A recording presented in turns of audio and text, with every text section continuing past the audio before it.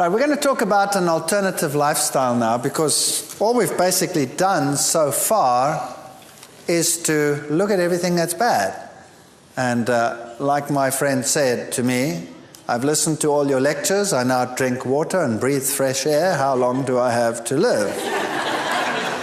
Or like my friend in the back there said, he closes his eyes and he says to the Lord, Lord, remove everything from my plate that's bad for me, and now he's scared there's going to be nothing left when he opens his eyes again.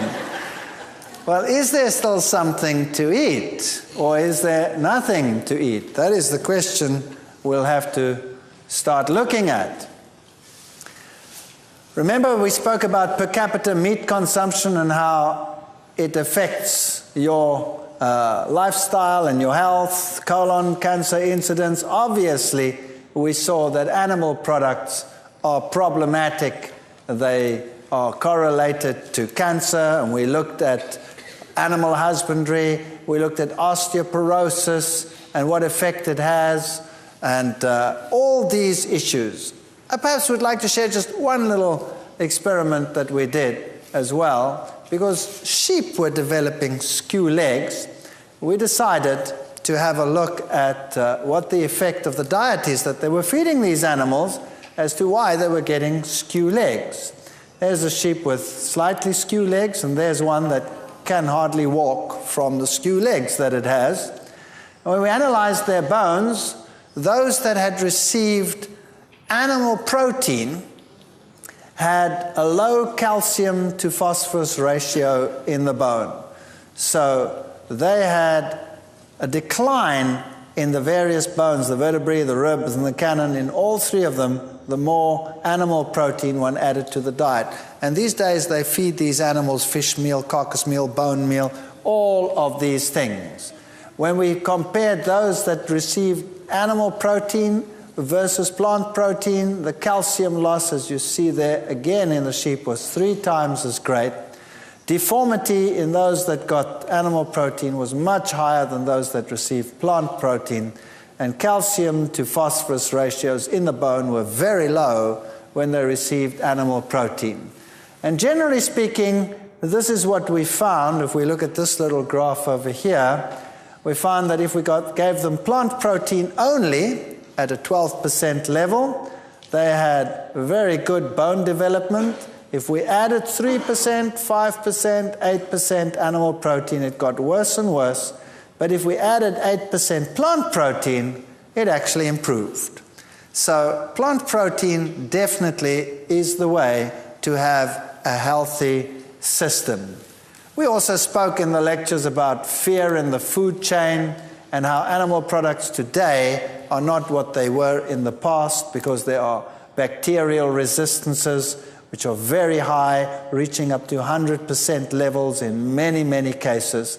That means that bacteria don't work, are not affected by the antibiotics at all. We also compared animal products compared to plant products in terms of toxic levels, and how toxins are increased up the food chain, giving us many reasons why we should avoid these products. Remember, we looked at fish oils and saw that they were just as high in cholesterol as the others, and that plant foods could give you the omega-3 fatty acids, like the avocado, and especially also the nuts and the seed items could give you everything that you required. And these are often arguments which are used as to why one should not become a vegetarian. Where would you get you this? Where would you get you that? Plants give you everything, provided you have a variety in your diet. Of course, if you're going to eat lettuce, leaves, and carrot sprigs, then you're going to have a problem. So one has to make wise decisions when one changes one's lifestyle, and if one wants to avoid all the potential hazards in the animal husbandry industry. Can plants replace meat? The answer is yes, they can. But you have to be wise and circumspect in what you are doing. And the bottom of the food chain should look like this from now on.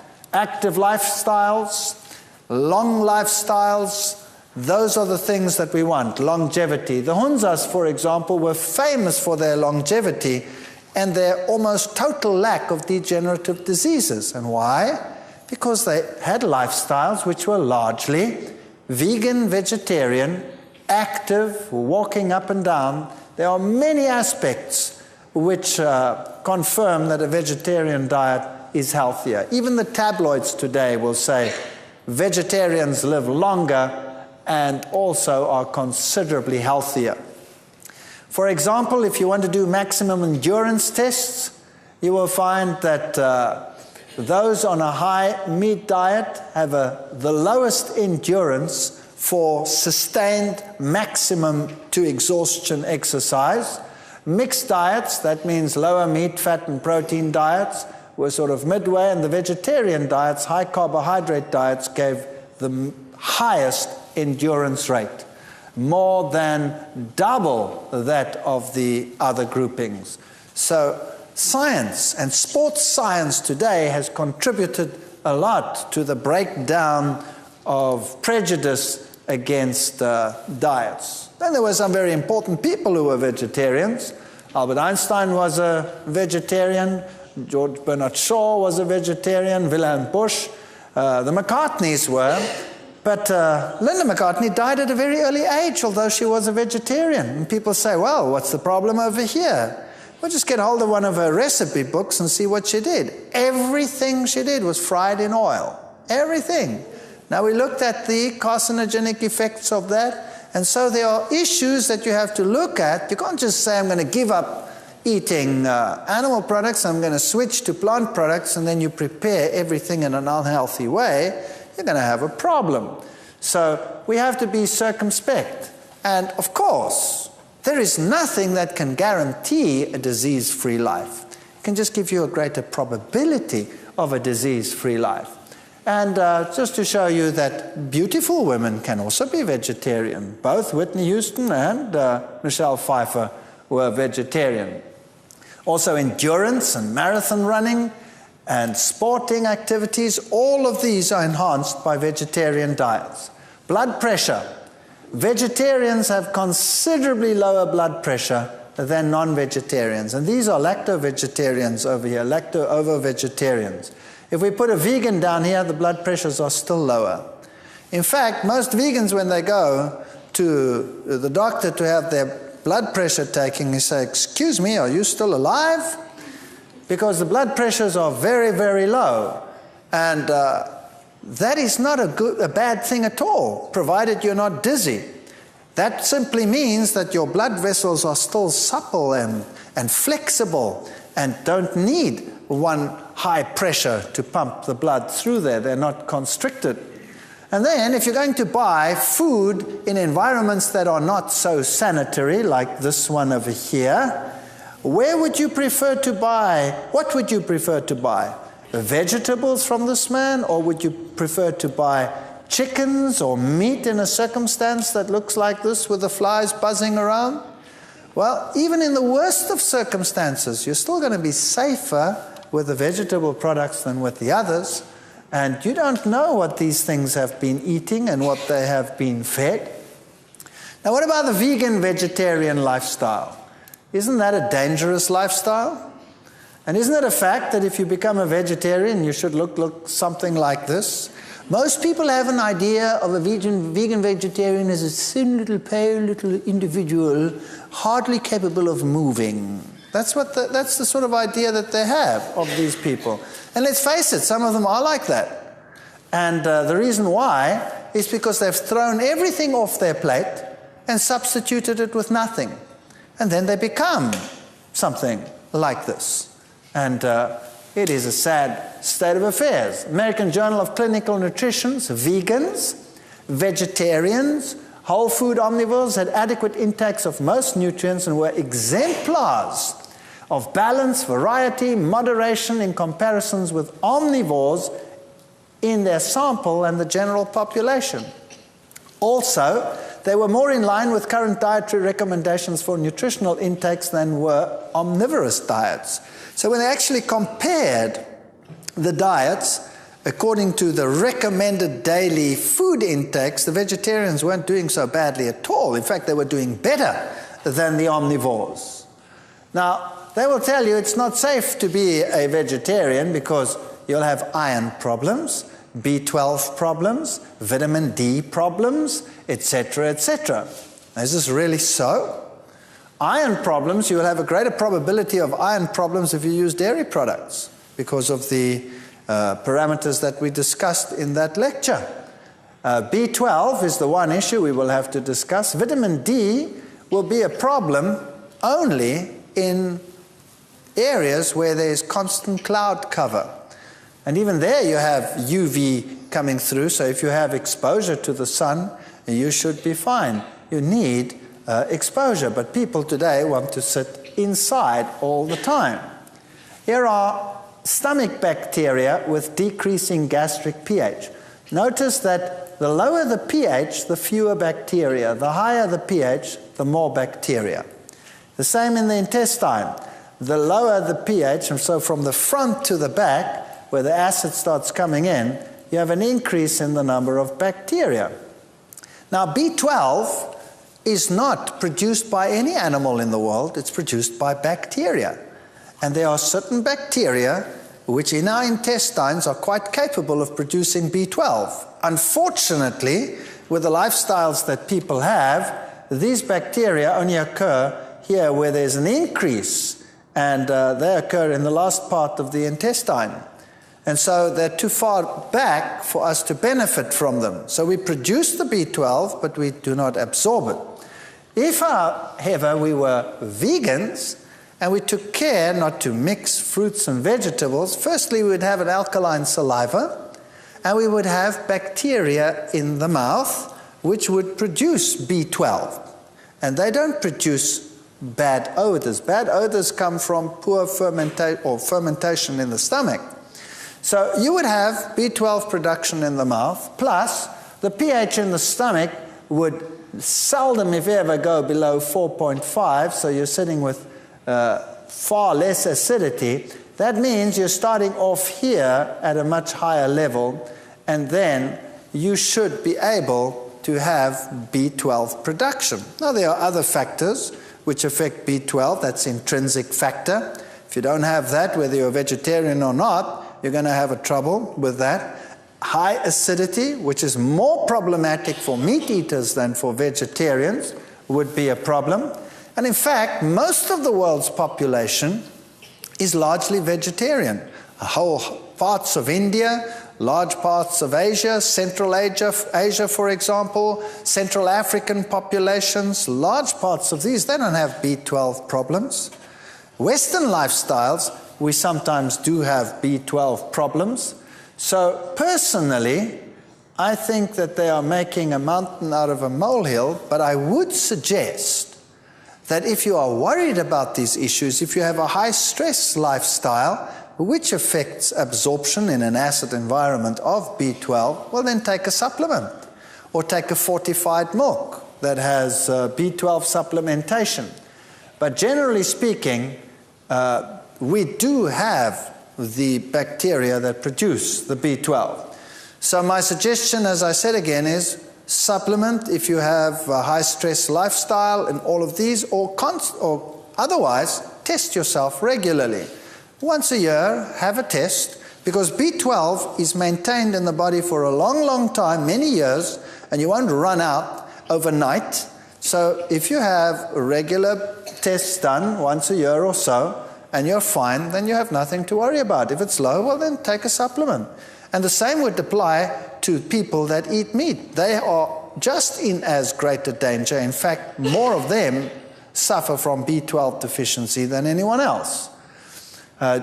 If we look at minerals, we need all these minerals: calcium, potassium, iron, manganese, fluorine, selenium, tin, phosphorus. There's a whole host of minerals that we need. And you will find that they have all these different functions. They're in bone, act for alkalinity, blood, they're antioxidants, they're for thyroid function, enzyme functions, you name it. And vitamins and minerals have to interact with each other. So if you want to have good activity of vitamin E, you'll have to have selenium and zinc and calcium, and all of these have to be together in the body. And vitamins also interact with each other, so you don't want to take selective vitamins. You want to have everything in a balanced format. And the minerals interact with each other, and no one mineral is an island and independent of each other. And here's a major problem in the world today. You see, plant foods can produce vitamins, sometimes if they're not mineral dependent, just by photosynthesis. But where do plants actually get their minerals from? They get them from the soil. Now, what if the soil in an area is depleted? What do you do then? Well, then you have mineral-poor plants. And if a plant is mineral-poor, then it has the problem that it doesn't fight infection so well. It's very prone to pests coming and taking advantage of the situation. And so the problem is that they start spraying these plants more and more and more. And most farmers only substitute their ground with about 5 or 6 minerals. They don't take care of all the minerals. We need all the minerals. So the very best thing that mankind could do is to reintroduce organic farming, where they make sure that their soil has every single mineral required for growth. That means you start using rock phosphates and calcitic limes and things like that, which have every mineral under the sun as your basis, and start producing plants like that. Now, that's a little bit more expensive than the other fertilizers, but the rewards would be tremendous. That's one issue. If you're living in an environment and these plants are too expensive, and you don't even know whether they're doing it right or not, then I suggest you get foods from a variety of places. And then there's one other thing I would like to talk about while we're busy with minerals, and that is salt. The scientific world tells you that you should not use salt at all in your cooking because it produces high blood pressure and it's bad for you and what have you. And people develop all kinds of diseases. And if you're really, really run down and really, really sick, and you have money to burn, then the Europeans in particular, they like going to these cure places where you have the hot springs with the mineral-rich waters and the salt waters, and they go and lie in the salts and they drink this water that comes out of and they feel like $1,000,000 and their blood pressure comes down and everything is right. So they're using a salt cure to solve their problem. Then they go back to their normal society and their normal lifestyle, and very shortly they have the same stress and the same blood pressure problems and the this and the that and the other. Now, I have a problem here. How come the salt can actually cure some of these things and the salt cause the things at the same time? Does it make sense? It doesn't really make much sense if you think about it in those terms. Now, what is the main salt that is used in the world today? It's sodium chloride. Now, salt should have 84 minerals. Rocks out there, sea the salt in the sea contains 84 minerals. And the fish and the animals in the sea without pollutants now are perfectly happy and have lived there for thousands of years, quite happily, reproducing and not being diseased. Although there's a lot of salt in that water. But it is 84 mineral salt. Now, unfortunately today, when they harvest the salt, what they do, industry has so many requirements for various catalysts and various elements that they refine the salt. And they take all those elements out. And eventually they leave you with 2 elements, sodium and chloride. If they could refine them, they would do that as well and sell you only the sodium and only the chloride. But unfortunately, the sodium would explode and the chloride would kill you. So they at least sell you the sodium chloride, 2 elements out of the 84. And then occasionally they have a twinge of conscience and they add 1 more, which is that, iodine. And they tell you, best to buy iodized salts. And now you start cooking with 2 elements. Just do a simple test. Take sea salt, which has 84 elements, and put it on your tongue, and just rub it around there. and see how long you last. You'll last for a long time. And eventually it actually tastes quite pleasant. And then you take normal table salt, sodium chloride, and you put that on your tongue and you see how long you last. And you'll see it'll burn your tongue like crazy and you won't be able to handle it. And it'll have this sharp taste.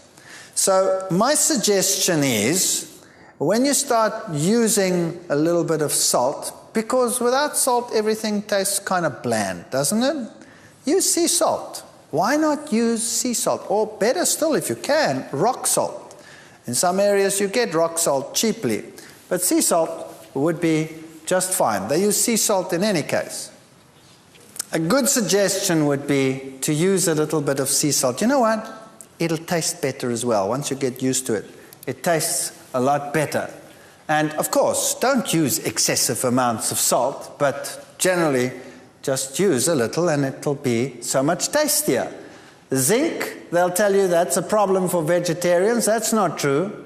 If you look at beans, for example, they have relatively high levels of zinc in them. And some grains, popcorn even has, popcorn is one of the highest sources of zinc, generally speaking. And wheat germ has high levels of zinc, and wheat bran. So that is not true, that vegetarian diets won't provide enough zinc. So generally speaking, if you have foods that are yellow, then you will have your vitamin A's, and if you have your grains and your nuts and your legumes in there, you should be getting everything that you require. Increase in dietary needs during pregnancy, you need a lot of folic acid, folacin you need a little bit more protein, and all of these. Can a vegetarian diet supply these? Of course. Seeds, avocados, nuts will supply all the folic acid that you require. Now just a couple of general guidelines. Number one, you have to eat an abundance of fruits, grains, nuts, seeds, legumes, and vegetables. You cannot just remove the heavy foods and sit with only fruits or only vegetables. You have to have grains, varieties of nuts, seeds, legumes in your diet, and you don't have to eat them as such. You can work with them and change them and modify them. You have to eat more alkaline-forming foods than acid-forming foods. That happens automatically when you become vegetarian. And avoid acid formation by choosing correct food combinations. 3 simple criteria, two of which you have to watch, one which comes automatically. Now, if you read some health books, they have so many complex things that you have to do that you have to buy yourself a computer just to, start working out what you must do in the kitchen. And eventually you go totally nuts. And there are so many rules and regulations as to what you must eat that you might as well just forget it. I don't know whether you've heard all of these things. I know there's so many of them. You're not allowed to eat what grows above the ground with what grows below the ground. You're not allowed to mix proteins and carbohydrates at the same meal. Have you heard all of those before? I mean, there are really silly ideas out there. Then how did God make grain? Grain consists of protein and carbohydrates. How do you make legumes? Consists of proteins and carbohydrates. Every food consists of proteins and carbohydrates. It's a silly idea. The problem is not the protein and the carbohydrate together. The problem is the animal protein and the carbohydrate together. Does that make sense? Because the plant protein digests quickly. So if you don't have animal proteins in your diet, then all of the problems associated with the so-called mixing of protein and carbohydrate disappear. So you want a diet rich in carbohydrates, and not, like many recommend, low carbohydrate. You want to burn your body with a clean burning fuel.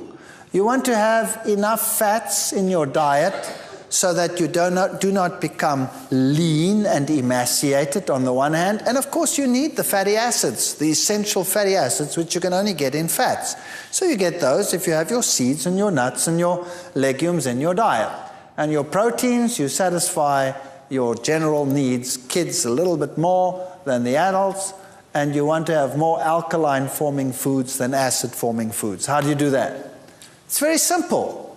The high-acid foods are the meats. Bacon, beef, chicken, crabs, eggs, fish, ham. Those are the high acid-forming foods with 15 to 40% acid formation. Medium is grains, legumes, lentils, oats, peanuts, rye, wheat, some nuts, etc. And the low, some fruits, cranberries and plums. That doesn't mean you mustn't eat them. Not at all, because they're so low acid forming it doesn't make any difference.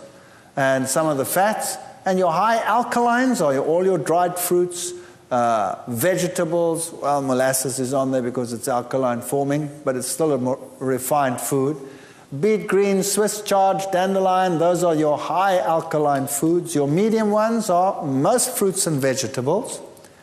And some legumes are actually alkaline forming, particularly if you're now old and you have a little bit of arthritis problems and things like that already, then it's good to introduce things like lima beans, navy beans, peas generally, chickpeas, all of those, nuts. The only alkaline nuts are almonds, chestnuts, and coconuts. The almond is a very good nut. And then you have some grains that are alkaline, like millet. Millet is an excellent grain. We'll talk about that in a moment. Sorghum. And then, of course, your kidney beans, snap beans, soybeans, all of this is alkaline forming. This is excellent food. So once you cut out the animal products, you don't even have to worry about acid-alkaline diets. And by the way, it's the minerals that are acid producing more than anything else. So your alkaline minerals abound in fruits and vegetables. Now, here's a typical suggestion. They say you must have legumes, nuts, seeds, including nut butters. You can use fortified soys or soy milks, vegetables, fruits, grains, and bread. And if you get enough of those in the diet, you should be fine. And when it comes to young children, the only thing that changes is the proportion. So you want to have cereals in the diet, you want to have fruits pureed, but when it comes to the energy foods, you want more of those in children's foods than in the others. So cereals, fruits, protein foods, green leafy or yellow vegetables will supply every single requirement that you need. And you can see that all of it is being met, or 99%, with just a very moderate intake. Some useful equipment that you need.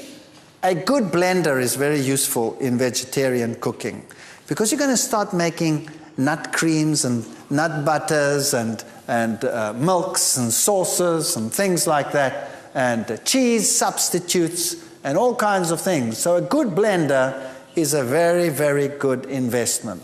Now, when I talk about a good blender, I mean that one that has a powerful engine and one that will really spin. Because if you buy a weak one, it won't do the job. It'll irritate you. It'll chop the things around, and you'll have gritty pieces in your mouth when you want to find cream, for example. It'll be most unsatisfactory.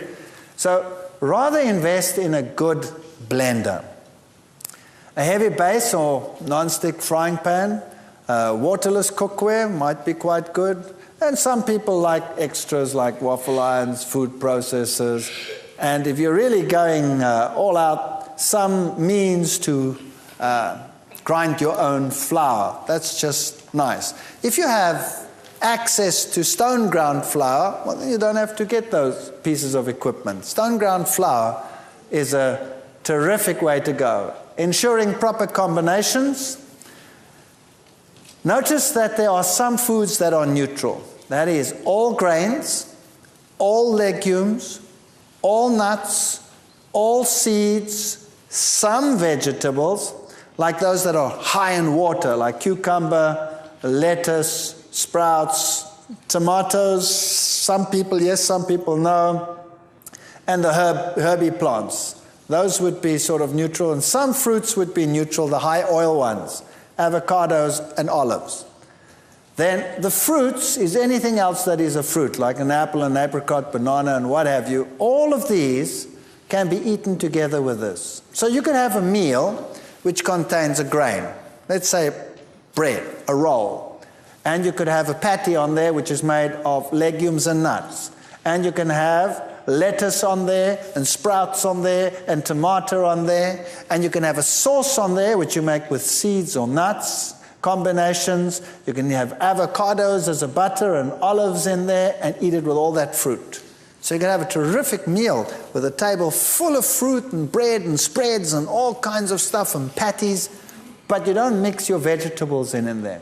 So if you want to have a meal with vegetables, then the vegetables are also compatible with any one of those. But the vegetable and the fruit together, they're a problem.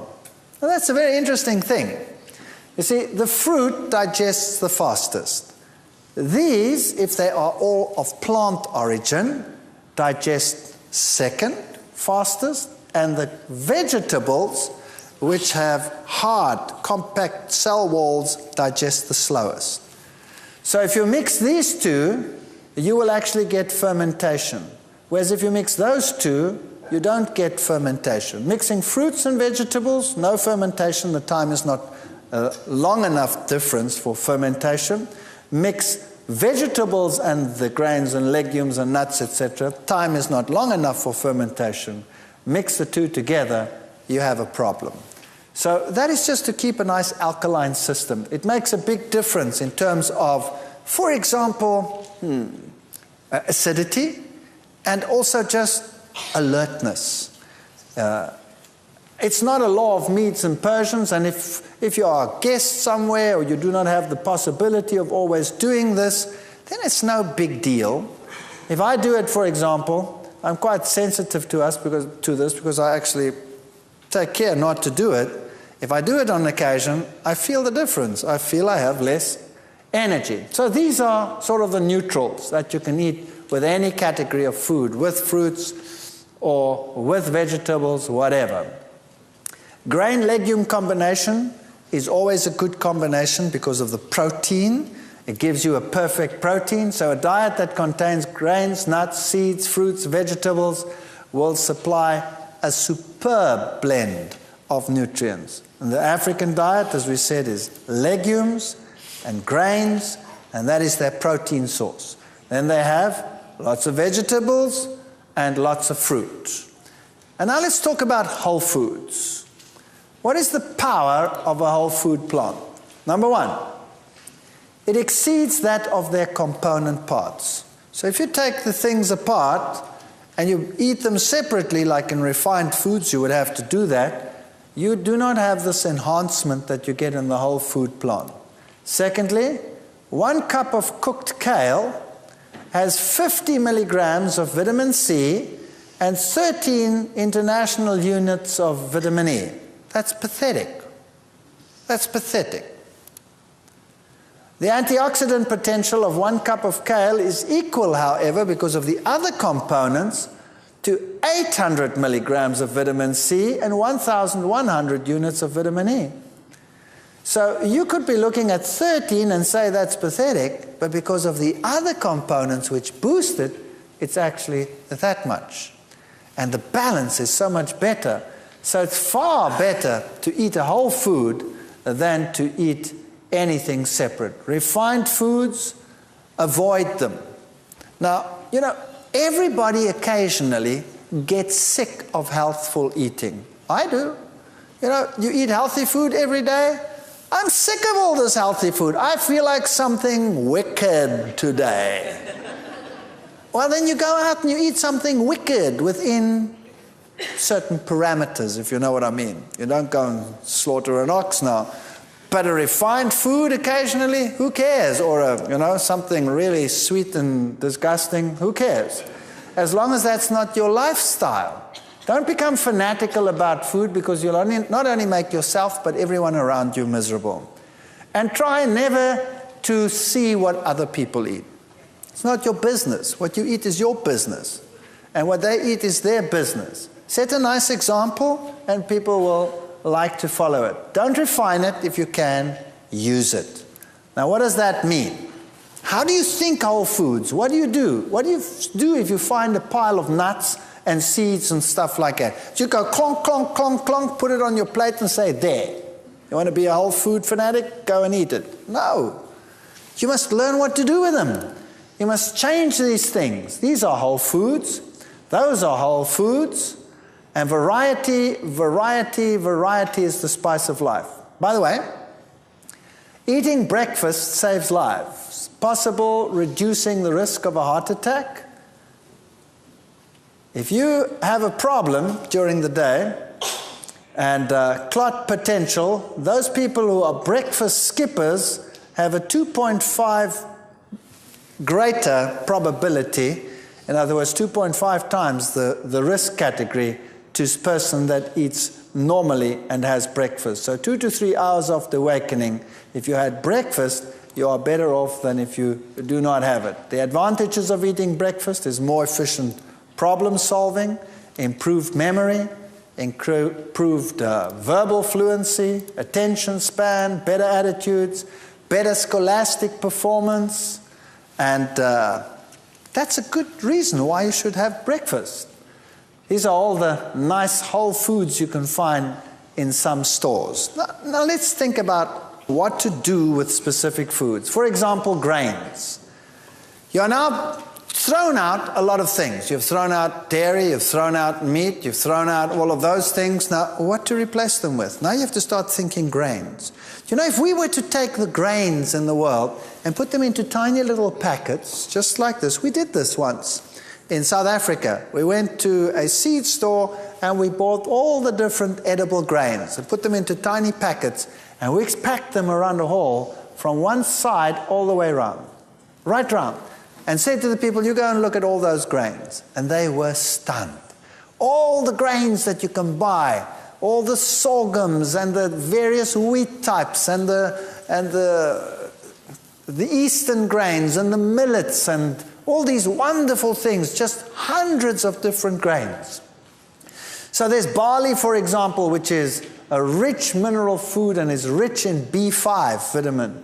So if you have B5, that promotes fat metabolism. So if it's cold, if it's winter, for example, just a touch of barley in something, in a stew, or a little bit of barley mixed in with rice that you're cooking, and you have a better heat production. Maize, for example, is an excellent food. These are all the different grains that you have to start thinking about and what you can do with them. Millet is a fantastic grain. It's a wonder food. It's China's oldest grain. It can replace eggs in all patties, pancakes. Millet patties are fantastic.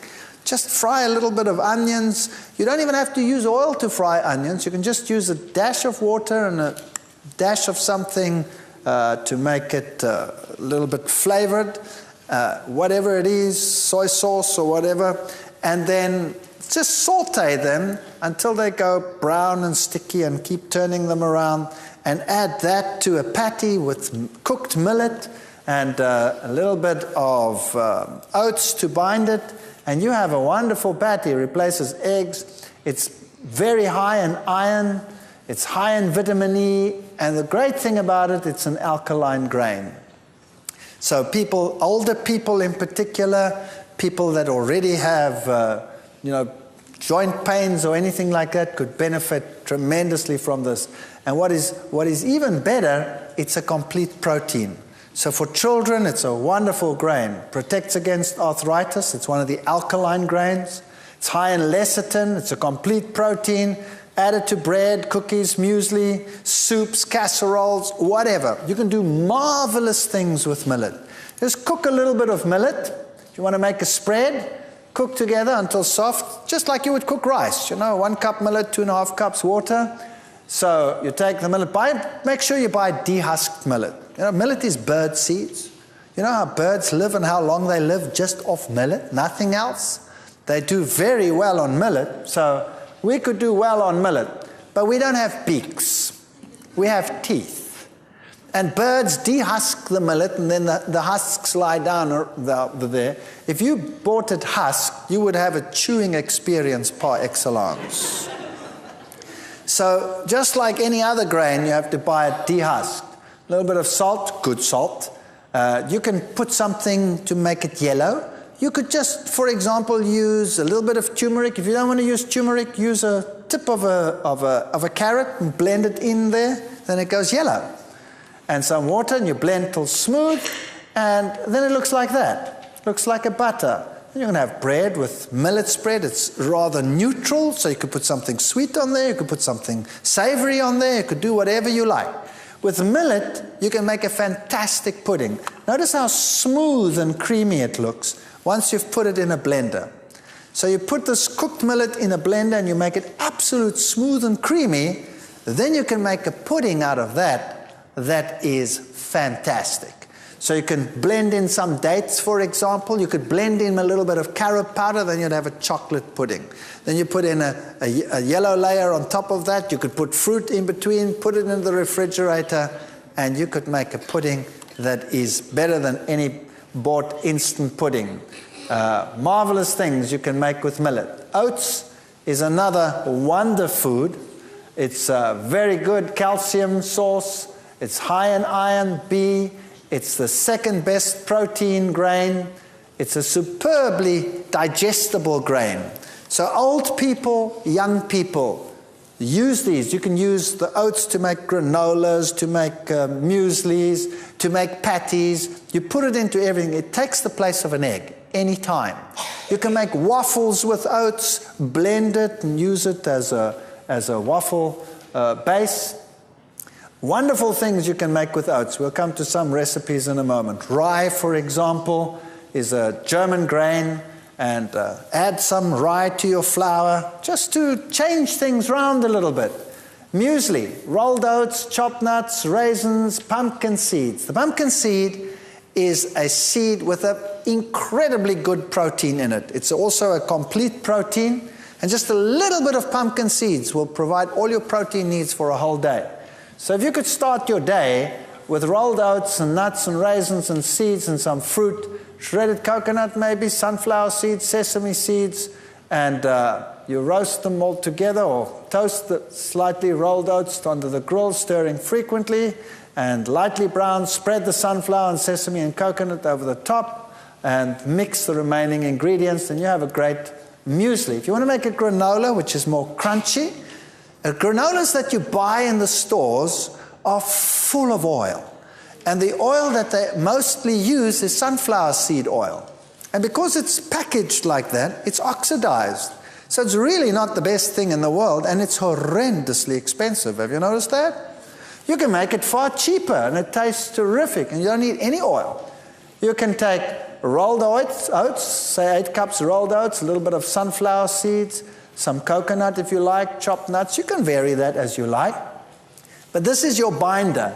2 ripe bananas, 1.5 cup chopped dates, a little bit of good salt, hot water. You can use some natural vanilla. And these mixtures over here, you stir the 2 mixtures together, and you mix this in a blender, all in a blender. Then you have this liquid, and you mix them all together. And you put them in a cookie sheet and bake them at 250 Fahrenheit. That's a low heat. That's a low heat for about 1 hour, stirring every half hour. And then it becomes a nice crunchy granola with no oil in it. Tastes terrific. Serve that with soy milk, and you've got it made. And it's a lot cheaper if you buy these in a store where they sell seeds cheaply. Rice, try getting used to unrefined rice. It just makes such a difference. Now, some people don't like brown rice. They say it's too chewy.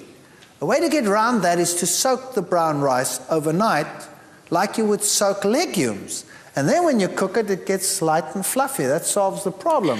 And you don't lose 80% of the B1, 40% of the B2, and 60% of the B3 vitamins, as you do with white rice. And start using the rice differently as well. Don't throw the leftovers away. Use them in patties and become innovative. You don't throw anything away. You remodel everything. That's what you do. And you make great things. Wheat. Notice that I've written there, bread, bread, bread. Do you know, people today are suffering from wheat allergies and gluten allergies and this allergy and that allergy. Have you noticed that? Most of these allergies are secondary dairy allergies. Bottom line, if you throw out the dairy, which is making everything else with it incompatible, we always throw out the good and we keep the bad. It's horrendous what we do. Throw out the bad and keep the good. People say to me, for example, oh, I can't eat apples. They make me sick. I said, you eat an apple after you've had a meal with meat and, then you eat an apple and the apple makes you sick? And he says, yes, that's exactly what I do. I said, well, why don't you try throwing out the meat and eating the apple? Oh, no. That's a horrendous thought. So I'd rather have the meat and not eat the apple. Why is the apple fermenting and making you sick when you're eating the meat? Because it's staying in your stomach for 6 hours. Obviously, it's going to ferment, so throw the apple out. Sorry, throw the meat out. That would be a better solution. So bread. Use the wheat. It's a high-energy food. It's an excellent primary nutrient combination. It's mineral-rich. It's rich in B and E vitamins. And try not using refined. Try getting whole grains. And if you buy whole wheat grain at your store, remember what you are getting. They have bolted the wheat. They have huge piles of bran. They're selling most of their flour as white flour, and then they have the germ. So normally what they do when they sell you whole wheat flour is they're going to take the white and they're going to mix as much of that bran back in there as they can. And you're buying a pack of 50 or 60% bran, 40% white flour. That's not what it's like in a grain. You bake a bread that's as heavy as a rock, number one. Nobody wants to eat it because there's not enough white flour mixed in with the bran as it would be with stone ground flour. All kinds of problems with that. Try and get stone ground flour, and if you cannot, if it's impossible, then do your own. Even if you have to soak grain and liquidize it and use that as a dough, that would still be better. But when you make your own bread, you can play around. You can add rye. You can add a little bit of millet. You can have all kinds of things. The easiest bread to break is the simplest bread. So here's a simple bread for you. 1 kilogram stone ground flour, that's about 2.2 pounds or something like that. Stone ground whole wheat flour, approximately 10 cups. 1 packet of instant active yeast. It doesn't matter which yeast you're going to use. You're going to destroy the yeast in the heat in any case. And a little bit of good salt. 1.5 tablespoons of good salt, not sodium chloride. Then you blend together 900 milliliters of water, and then you can add anything sweet. It doesn't matter what it is. You could add white sugar. It wouldn't make any difference. You know why? Because the yeast is going to utilize it all. It's going to just use it up if you don't put too much in it. But it's also good to use, let's say, fruit. You could use a little bit of raisins. Half a cup would be a little bit much. I would say a 1/4 cup raisins or a tablespoon raw brown sugar. Or you could use honey. You could use molasses. You could use something sweet like an apple. You could grind it up and or liquidize it, and that could be your sweetener. So 900 milliliters of warm water, that's about almost 2 pints, and then something sweet. Best would be liquidized currants would be the very best because they're very high in iron. And mix that in there, and then knead your bread. Knead your bread, and knead your bread, and let it rise, and punch it down, and knead your bread, and then you mix and develop the gluten so that it's like chewing gum, like chewing gum. If you then put it in the oven, all the air that is produced by the yeast gets trapped, and the bread rises nicely, and you bake it in the oven at a relatively high heat to begin with to stabilize the bread. Then you'll have a light, sweet bread. If you do not mix it properly, what's going to happen is the gas is going to produce, the bread will go up. There's not enough chewing gum to trap it, to blow a bubble. So what happens? The bubbles pop, and the bread goes, and you bake a perfect brick. And you need a chainsaw to cut your slices, or you could kill your husband with it if you're angry with him. So a simple bread has very few ingredients. Now people actually say, now hang on a second, is that a healthy bread? I actually want everything healthy in my bread. And they put all the things that they can think of in the bread, and they bake this heavy bread, and they need a wheelbarrow to cart it around. And it's soggy and heavy. You don't have to build a perfect meal into a bread. You eat the meal that's perfect together with the bread. So you eat all the other things with it and make it a balanced meal. So the simpler the bread, the more likely it's going to work. And once you've learned to eat this bread, all other bread tastes like cardboard. I assure you. If I don't get this type of bread, I get withdrawal symptoms after a while. And that's what a bread should look like. It should be nice and light and fluffy. It shouldn't be heavy and soggy. Nothing wrong with a heavier bread. For example, rye breads will be heavier. But what's nicer than a good bread? Now, legumes. We have to start thinking legumes. Carrot beans, chickpeas, kidney beans, lentils, lima beans, mung beans, broad beans. Peanuts are a legume. Have you ever thought of buying raw peanuts and soaking them like a legume and then making patties out of them? They don't taste like peanuts at all. Only roasted peanuts taste like peanut butter. They taste like a legume, but they taste like a rich, almost lamby, beefy legume. When you make a patty out of them, they really are magnificent as a legume. The soya bean, etc. But now you have a problem. People say, I explode when I eat legumes. I cannot handle them. Now, let's understand something about legumes. You have to pre-soak legumes. Raw dried legumes contain alkaloids, glycosides, saponins, and these are a problem. In fact, they are in the seed to prevent it from germinating. It's an enzyme suppressant. So if you take a legume and you soak it in water, and the legume soaks up all the water, how many of these products have you got rid of? None. They're all still in the legume. Now you take your legume, it's nice and soaked, and you prepare it and you cook it, and all those enzyme suppressants that prevent the legume from sprouting are still in there. Now you're getting those enzyme suppressants into your stomach, and you're not digesting it too well. Your enzymes are also suppressed. So eventually it goes all the way down, gets to the colon. The colon works with these products and then starts fermenting the legume in the colon, and that leads to an explosive experience, right? So what you want with a legume is you want to get rid of these things. You want to get rid of them. How do you do that? You soak in huge quantities of water. And the water goes what color? Goes either reddish brown or one of those, right? That's all the tannins and the saponins and the glycosides and the stuff that's coming out. Now, what do you do with that water? What do you do with it? You throw it away. And not like some well-meaning individual who thinks, well, this looks so good, I'm going to cook the pea soup with that one. Well, I'll tell you, you don't need nuclear weapons then. Just send that pea soup. It's the most explosive thing under the sun. So what I would suggest is that you buy your legumes, soak them in lots of water, pour the water off regularly. If you're sensitive to legumes, do that if it need be for 2 days, 3 days regularly. If you don't change the water regularly, they'll go bad.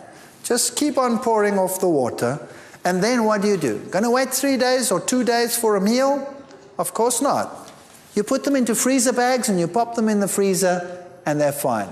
People will say, oh, don't I lose the energy value and the food value? No, you don't. You can take those very seeds and go and plant them and they will grow. What happens in nature, in Europe, in the winter? What happens to those seeds? They freeze in the ground, and then when the water comes and it rains, then all the stuff leaches out. When the stuff is out, then it can sprout and it will grow. All the nutrients that you need are in there. So soaking is essential for a legume. There are lots and lots of different legumes, and you can have such fun with legumes. You can make the greatest stews, the greatest soups, the greatest patties. You can make roasts. You can go to town on a legume. But you don't have to have huge quantities of legumes in your meals. That's another problem. We eat too much of it. It must just be a portion of the meal, and the rest must be the vegetables or the fruits or whatever else you want to go with it. The soybean is such a magnificent bean. It is rich in linoleic acid. It is good calcium source, iron source, everything that you need. And if you look at the composition of selected soybeans, I'll just put this here for clarity's sake. Beef, for example, look down that list over there and compare with raw or cooked soybeans, you will see that the soybean compares excellently with anything else. And tofu is a wonderful food. You can make great things with tofu. You can make mayonnaises. A little bit of soft tofu, water, onion salt, garlic salt, or whatever you like. Lemon juice, honey, or a little bit of raw sugar to taste. Blend them together, you have a mayonnaise. Now imagine what a mayonnaise normally is made of. What's a mayonnaise made of? Egg yolk upon egg yolk upon egg yolk, together with lots of sunflower seed oil, together with lots of vinegar. It's the worst combination under the sun. It's the worst for your cardiovascular system. You cannot imagine worse. Imagine a mayonnaise that you make with blended cashew nuts. Take some cashew nuts, cover them with water, blend them till they're very smooth, add a little bit of your favorite seasoning, and then some lemon juice, and voila, you have a mayonnaise that is absolutely marvelous. Now people say, cashew nuts, that's expensive. Hello?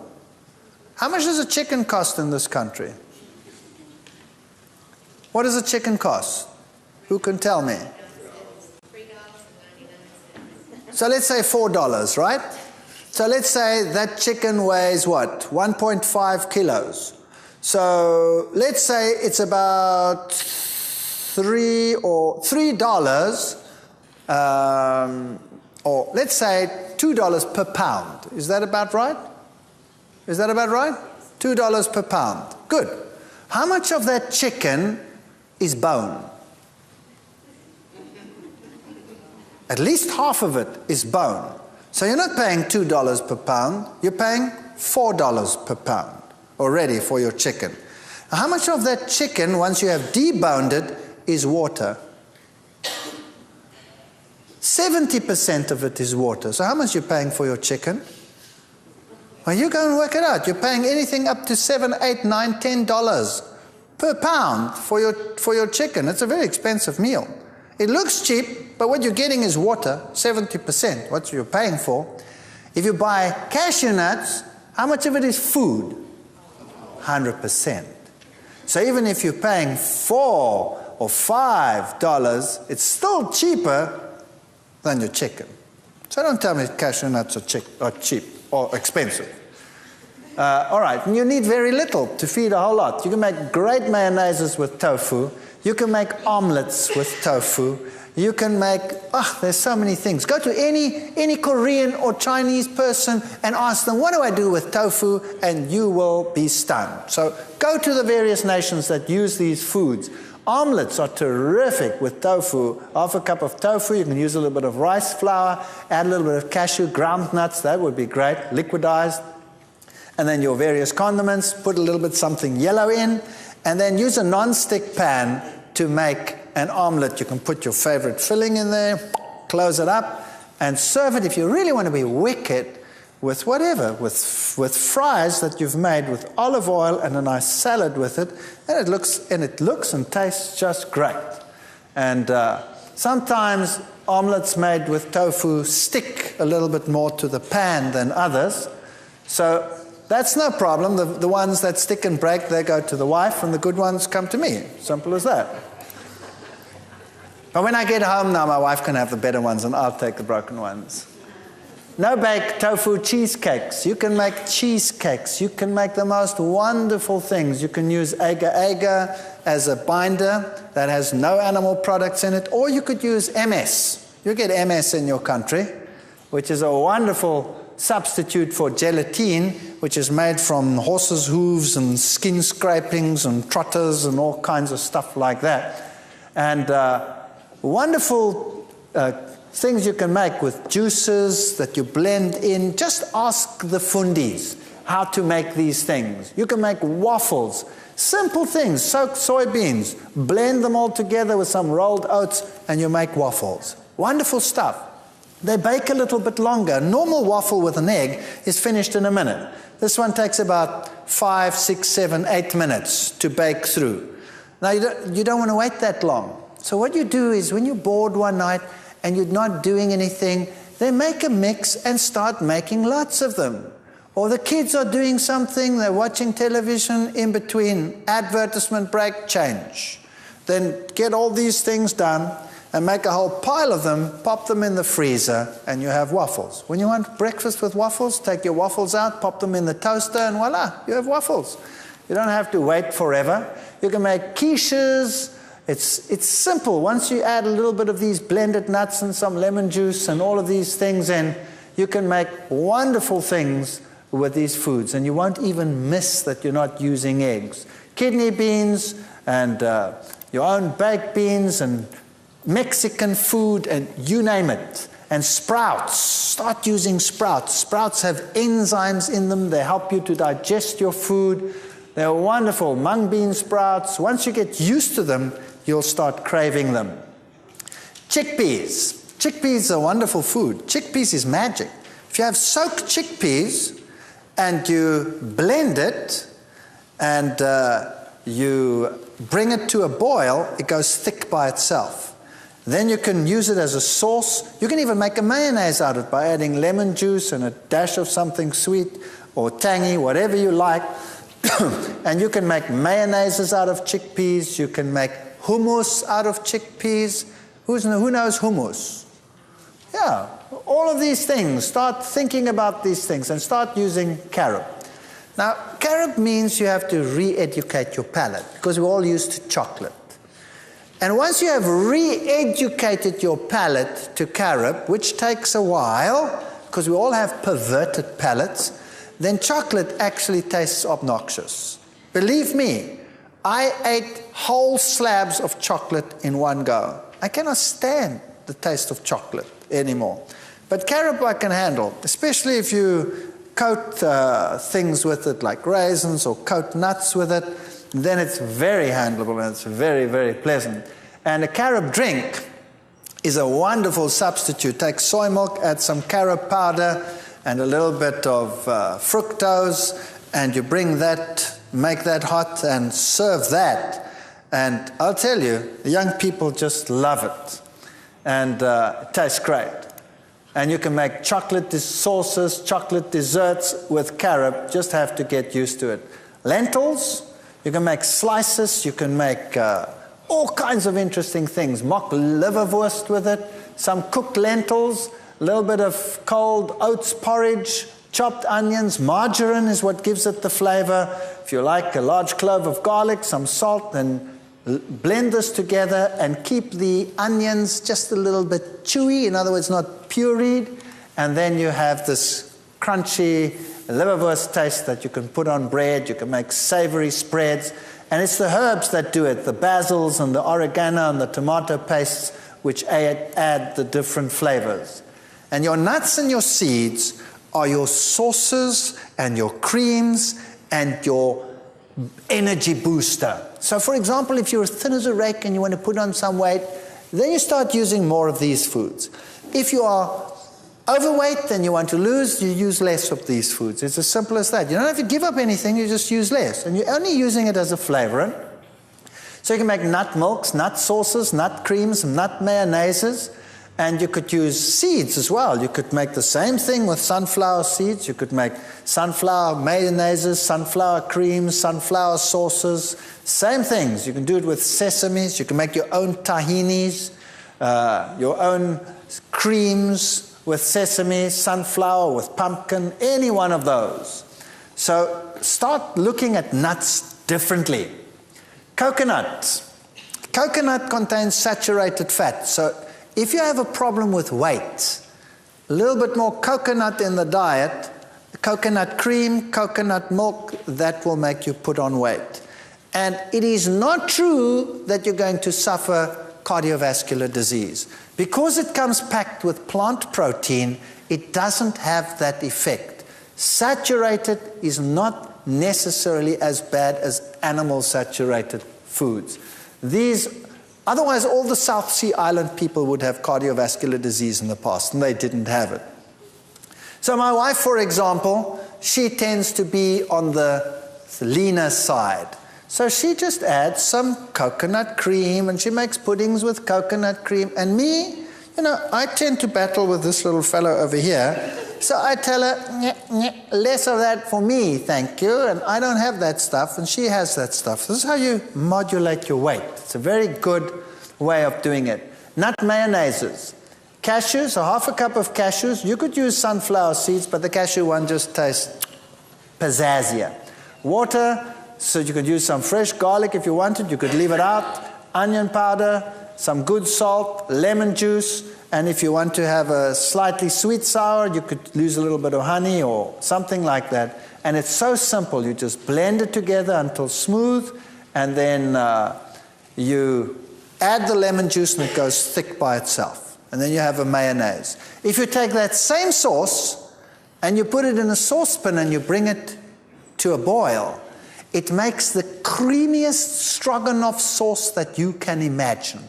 If you have a patty and you put that on top as a butter, it is absolute wickedly good.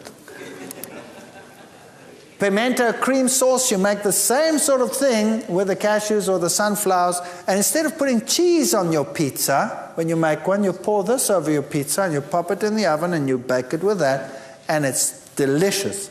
And once you start getting used to that, cheese actually tastes like rubber after that, and you won't want to change. Lasagnas, if you use your noodles and your tomato and your onions and your whatever you want to put in between, and then you put this cashew cream sauce in between your layers and one on top, and you bake it with that, the aroma is enough to kill you, in a nice way, of course.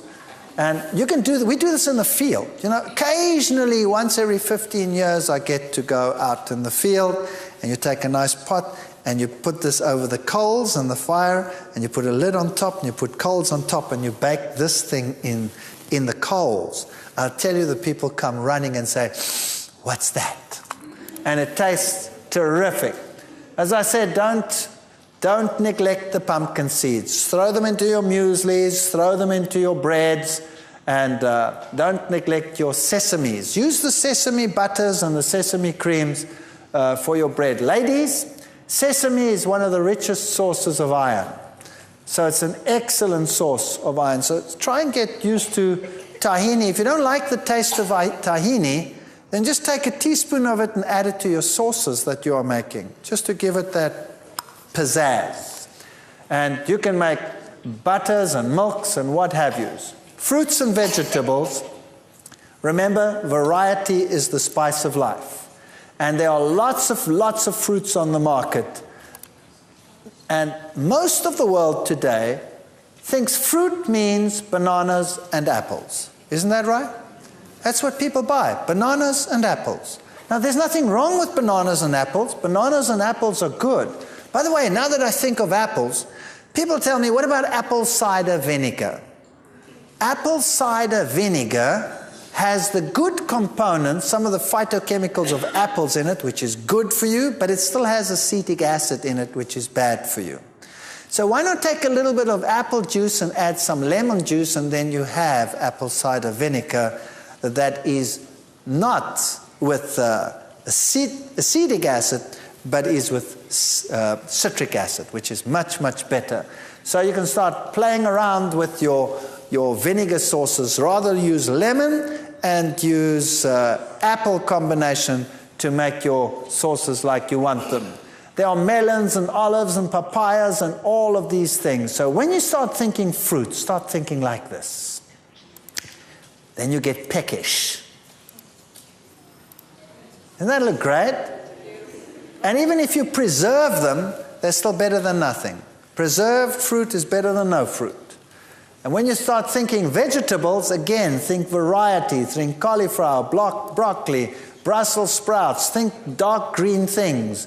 And you know what? If you don't like them, start changing them. If you don't like spinach, well, many people, if you get a cooked spinach leaf on your plate, that might not be so appetizing.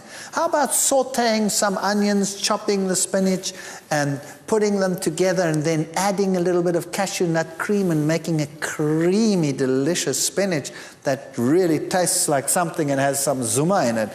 Get a little bit of pizzazz into your cooking. So everything doesn't have to be bland on your plate. It can be wonderful. And start becoming innovative. Start thinking what to do with the leeks and the garlics and the onions. And remember, these are your top 10 fruits in the world in terms of the antioxidant power that they have in them. Strawberries. You live in a strawberry country. And plums are very good. Oranges, red grapes, kiwi, grapefruit, white grapes, banana, apple, tomato. And gentlemen, remember, the tomato is an anti-prostate cancer fighting food. So start using tomatoes, lots of them, and get used to them. And the antioxidant vegetables, I wouldn't put corn on that list because that to me is a grain, but nevertheless, leave it there. Kale is very good. Spinach, Brussels sprouts, alpha, broccoli, beets, red bell peppers, onions. I would put cabbage in there as well as one of the best antioxidant foods. So the cabbage family in general, kale of course is part of the cabbage family, and wow, that's a power food in terms of iron and in terms of calcium. Wonderful food. So start using these things. Food sources that fight cancer. Brussels sprouts has sinigrin, broccoli has sulforaphane and other components as well. The red grapes has resveratrol, citrus has limonene. So if you have a variety of foods, you get a variety of anti-cancer agents. If you only have one food in your diet, you'll only have one anti-cancer agent. So why not fight on all fronts if you can? So remember, your high anti-cancer foods are garlic, cabbage, licorice, soybeans, ginger, carrots, celery, parsnips, and then your grains generally, and your tomatoes, your eggplants, your peppers. Put these foods into your diet and fight cancer. Now, I've written a book on this. Unfortunately, this book is published by CRC Press and MedFarm, which is not unfortunate in terms of the science thereof, because those are the best scientific publishers in the world. But that means that this book goes out to the medical world. That was my target, to try and reach those that can affect most of the people lower down. So if you want to buy this book, it's horrendously expensive. I would not be able to afford this book. So that's the sad part about this book, that it's very expensive because of that. And you don't actually need the book because it has a lot of science in it. If you're interested in that, that's good. There are lots of recipes in that. But there are so many recipe books out there in the world. And there are so many books that put this simply. But you don't want to get one that makes life complicated for you. You want simple, straightforward recipes that tell you how to prepare food in a tasty, wholesome way without 10 million rules to drive you nuts. That's what you basically need. And if you take some of the ideas that we've spoken about today, and you go to those who've had some experience in this and start getting involved in cooking schools, or I hear that you have chip programs and things in this country where you might get some wonderful ideas, then get involved slowly. And as the bug bites you, it will be fun. And once it starts being fun, and once it starts tasting good, you will feel better, you'll be excited, you'll have more energy, and you can be an example to others. Don't make a religion out of your diet. There's nothing worse than putting diet before religion. God comes first, food comes second. Food is there to be enjoyed, but why not enjoy it and be healthy at the same time? Thank you. And you can be a light unto others, and you can help them to a healthier lifestyle. Just this message alone. We get hundreds and hundreds and hundreds and hundreds of letters. I was lecturing in Germany once, and there was an old lady sitting in the back in my lectures. It was in a big hall. There were over 800 people in the hall. And she was in a wheelchair. And she was in an old age home, and she had terrible arthritis. Her fingers were like that. And she was, I don't know exactly how old it was. I speak under correction, but I think she was in her 80s. So a very old lady. And I happened to return to the same town 4 years later. 4 years later.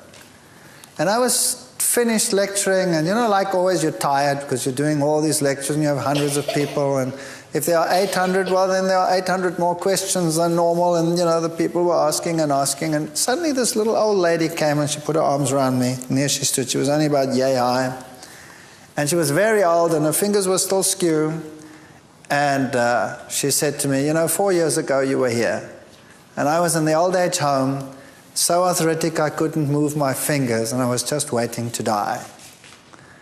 And now I stand next to you. I've left the old age home. I've gone back to my apartment.